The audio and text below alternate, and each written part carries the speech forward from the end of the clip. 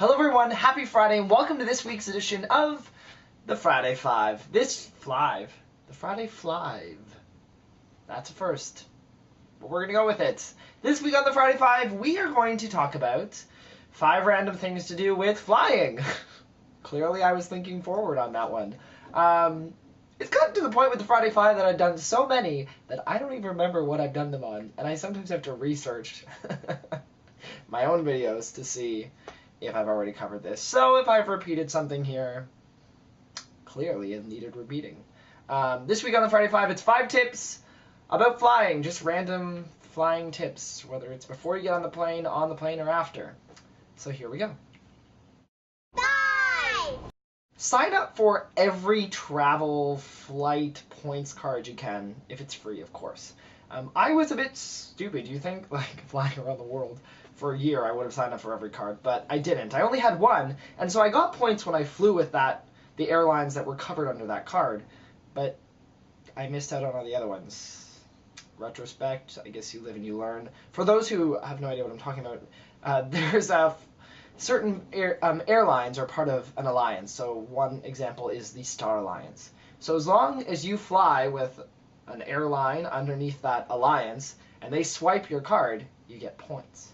So sure, you might only think you're going to get 100 points, but let's say you take 2 flights or a big enough flight that you get a bunch of points. You have no idea what those points could actually get you, and fly enough years and, well, you could just do a whole other trip. 4! When you're packing your bag, put a document inside that has your name, your address, your phone number, contact details, whatever it is, email address, maybe one right on the top and maybe one deeper in the bag. So that if something happens and your bag goes missing and that nice little tag gets ripped off the outside, they can open it up and find your information inside. Otherwise, you might never see your bag again. Also stick it really, deep down inside, because if you put it just on the top and the bag opens and that falls out too, well, then you're no better off. So they need to be able to dig for it a bit and find the sheet that you need. 3! Alright, so they've announced it's time to board the flight. First, anyone with a child, anyone who's disabled, then the people from these number of seats, and then the people from these number of seats. I'm always the last one on the flight, or at least one of the last 3 onto the flight. I just sit there and read my book until they're doing a last call and looking around to make sure everyone has got on the flight. Because people run towards the line and wait in line. They stand there holding their carry-on bag for what seems like forever to get onto the flight, and then wait in the aisle for everyone to sit down and the people in front of them. And then when they finally do sit down, they have to wait for everyone else to get on the flight. So by rushing to get onto the flight, you're sitting in that plane for even longer. There were some flights I went on that were 13 hours. Who wants to rush to sit down for 13 hours? So always be the last one on. Well, not everyone can always be, but don't worry, don't rush.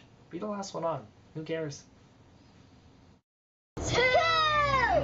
Now, when your flight is over and it's time to leave the airport or whatever, hold on to your ticket. Your ticket and your boarding pass, whatever it be.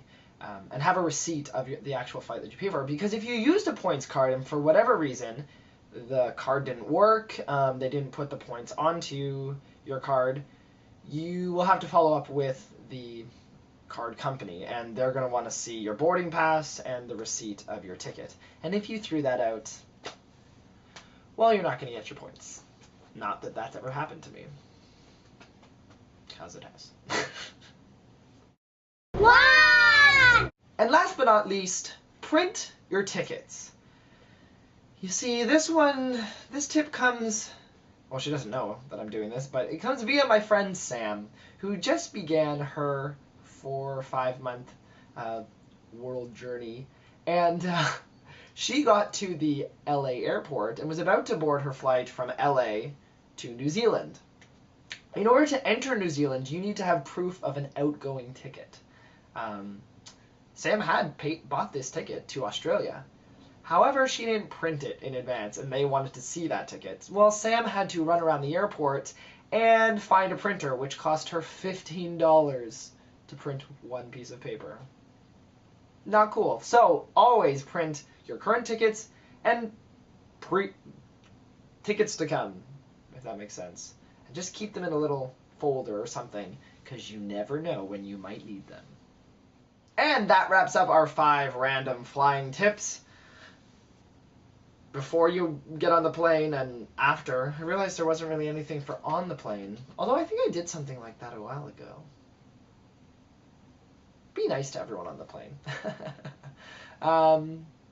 Yeah, that's some flying tips. They're random, but they work. What other tips do you have? Leave them in the comments below. Share this on Twitter or Facebook or your blog. I don't know.